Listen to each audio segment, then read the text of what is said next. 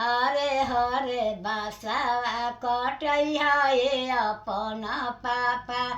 हरे हरे बसवा कटैया ये अपन चाचा ऊँचे ऊँचे मारवा छवैया हो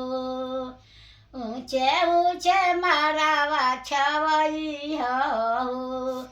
ताही मारवा उतरेले दुलाहा कौन दुलाहा ताही मारवा उतरेले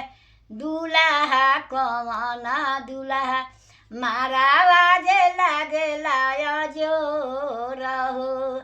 मारवा जे लागेला जोर हो ताही मारवा परी सब दुलाहा कौन दुलाहा ताही मारवा लागेला जोर हे ताही मारवा बैठेली बेटी हो गौरा बेटी ताही मारवा बैठेली बेटी हो गौरा बेटी आंगन लागेला जोर हे मारवा जे लागेला जोर हे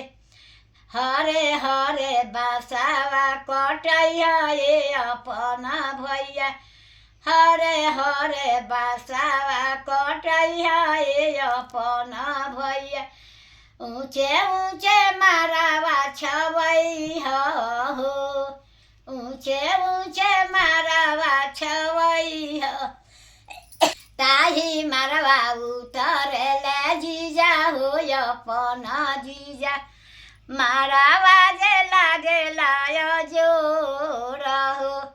मारवा जे लागेला जोर हे ताही मारवा बैठेली दीदी हो अपन दीदी ताही मारवा बैठेली बहिना कौन बहिना मारवा जे लागेला